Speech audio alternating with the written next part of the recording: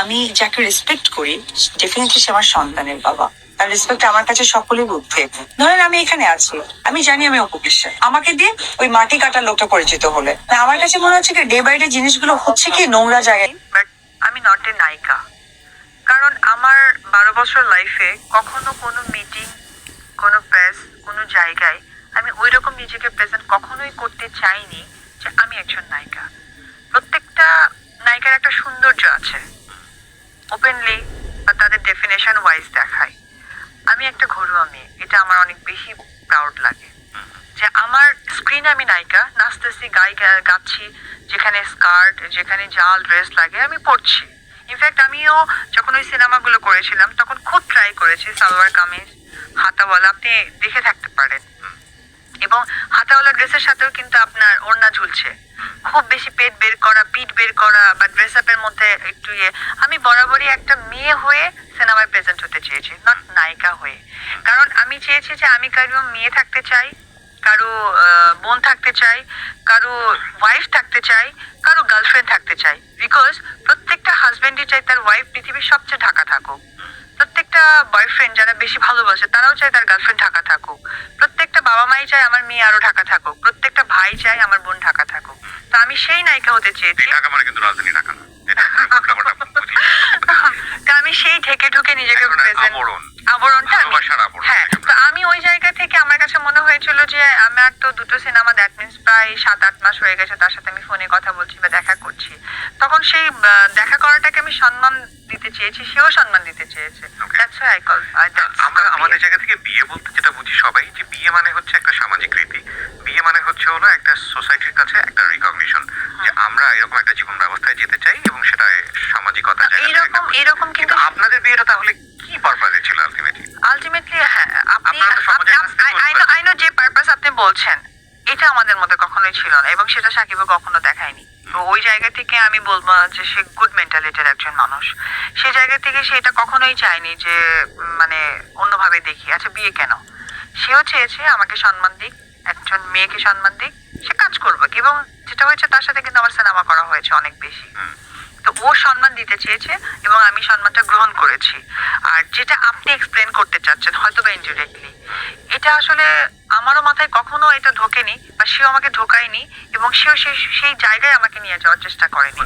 আমাকে প্রপার হ্যাঁ, পছন্দ দুজনের মধ্যে ছিল। আমি এই জন্যই তাকে অনেক বেশি স্যালুট করতে চাই যে সে আমাকে সম্মান দিয়েছে। আলটিমেটলি একটা মেয়েকে অসম্মানিত করার ট্রাই করে, যে 2-3 বছর আমরা প্রেম করছি, ঘোরাঘুরি করছি, আলটিমেটলি বিয়ে হলো না বা বিয়ে থেকে সে নিজেকে আড়াল রেখেছে, তা কিন্তু সে করেনি।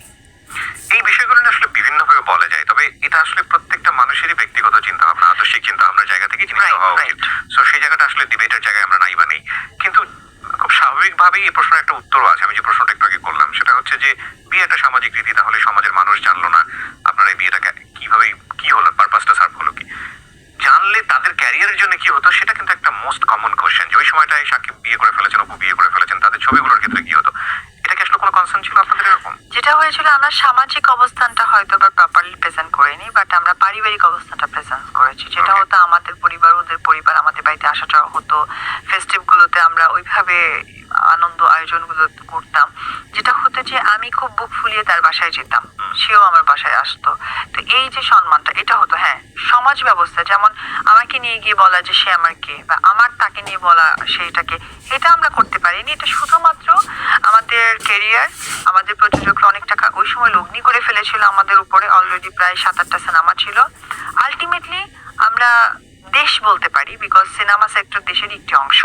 আমরা ভালোর জন্য আমরা নিজেদের সামাজিক অবস্থানটাকে ঢেকে রেখেছিলাম, বাট আমাদের পারিপার্শ্বিক বা আমাদের পারিবারিক যোগাযোগটা অনেক ভালো ছিল।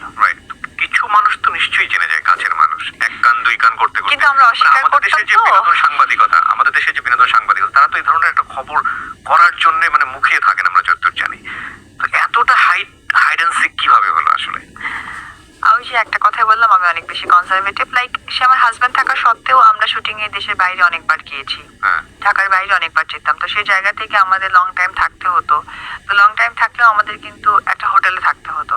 তো একজন হাজব্যান্ড ওয়াইফ কি হয়, আমরা এমন আছে যে আমি দেশের বাইরে কখনো একসাথে শপিং এ যেতাম না, আমরা পাশাপাশি রুম নিলেও কখনো কারো রুম কেউ শেয়ার করতাম না। এই যে ব্যাপারটা, এবং সেটে গেলেও যে খুব আহামরি গল্প বা তার প্রতি আমার অধিকার ফলানো বা সে আমার প্রতি অধিকার ফলানো তা না। অ্যাজ এ কোয়ার্টিস্ট সে আমার সিনিয়র, আমি কোয়ার্টিস্ট জুনিয়র, এই যে ব্যাপারটা এটা সবসময় হতো। লাইক সেটা হয়তো সে লেট করে আসছে, আমি আগে আসছি, আমি আমার শর্ট দিচ্ছি এবং সিনিয়র কোয়ার্টিস্টের জন্য আমি ওয়েট করছি। তাকে তো প্রেশার দেওয়ার দরকার নেই, বিকজ সে সিনিয়র, তার একটা প্রেফারেন্স আলাদা। অ্যাটিটিউড আপনারা মেইনটেইন একদম। করেছেন। এবং বাড়িতে যাওয়ার পর যেটা হতো, একজন আমি ওয়াইফ যেটা হয় তাকে রান্না করে খাওয়ানো, তাকে টেক কেয়ার করা, তার ফ্যামিলিকে। এমন আছে আমি ঘরও ঝাড়ু দিয়েছি, ঘর ক্লিন করছি, আজকে বউ আসে নাই, ঠিক আছে, তার ড্রেস আমার হয়তো সিনেমা বাসা নিয়েছিলেন আপনারা ঢাকাতে? নো নো নো, আমরা ফ্যামিলির সাথেই তো থাকতাম, তার বাবা মা, আমরা ফ্যামিলি সহকারে থাকতাম। আপনি